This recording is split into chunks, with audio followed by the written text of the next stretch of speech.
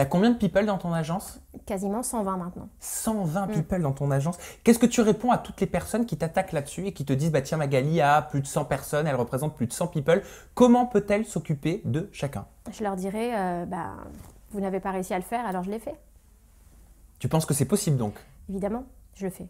Et Comment mes tu fais, sachant tu sont... n'es pas toute seule? Non, bien sûr, j'ai 20 salariés aujourd'hui qui m'aident. J'ai une super équipe d'ailleurs sur qui je peux compter et avec qui j'ai évolué et j'ai monté cette agence. J'ai des personnes avec qui j'ai démarré depuis le tout début. Donc j'ai mon petit noyau. Maintenant, effectivement, j'essaie d'être très structurée, d'être très bien organisée, d'avoir une équipe solide. Et quand vous avez des gens qui travaillent avec vous par plaisir, c'est là aussi où on réussit quelque chose parce qu'on se dit, voilà, c'est bien sûr. Mais bien. Comment est-ce que tu juges avec ton équipe quelle personnalité peut intégrer ton agence? Est-ce qu'il y a des critères? Moi, je suis personne pour juger de qui est très bien et qui n'est pas bien. Mais alors, ce que je veux dire, c'est est-ce qu'il faut un minimum d'abonnés? Parce qu'on sait que ça fonctionne Évidemment beaucoup avec les réseaux sociaux, notamment Instagram et Snap. Évidemment qu'une marque, quand elle paye une publicité, c'est pour avoir un retour. Donc, effectivement, il faut qu'il y ait des abonnés. Parce que si j'ai une célébrité qui a 1000 abonnés sur Instagram, je ne pourrais rien faire. Et donc, je ne vais pas lui faire perdre son temps. Admettons que je sois une marque, Magali. Voilà, je suis une marque de cosmétiques, Ouais. nouvelle. Je suis nouveau dans le secteur et je veux vendre une poudre bronzante.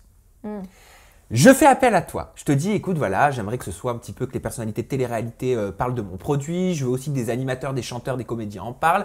Qu'est-ce que tu pourrais me proposer et combien ça me coûterait? Alors, Faisons un petit devis.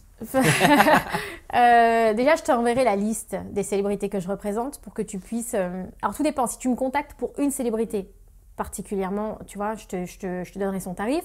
Mais si tu me contactes à moi, l'agence Fiona Evans, en tant que conseil, déjà, je te donnerai le listing parce qu'il y a peut-être des gens, toi, que tu ressentiras mieux pour ta marque, tu vois. Et comme ça, tu peux choisir.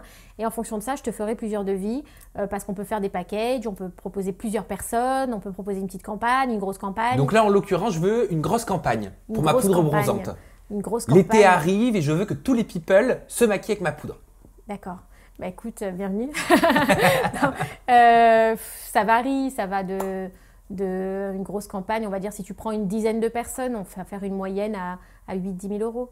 8-10 000 euros Pour une dizaine de personnes. Pour une dizaine de personnes, pour une campagne qui va durer combien de temps? En fait, c'est un post Instagram et un post Snapchat. Ah, donc pour 10 posts, ça va me coûter à peu près 8-10 000 Oui, euros. voilà, c'est ça. En moyenne, parce que je vais mixer des très gros avec des plus petits, comme ça au moins tu auras... Et donc forcément, si je veux un post par semaine, je multiplie en fonction du nombre de semaines. Après, tes 8-10 posts, on va pouvoir les étaler dans le mois, tu vois. Donc on pourra faire, voilà,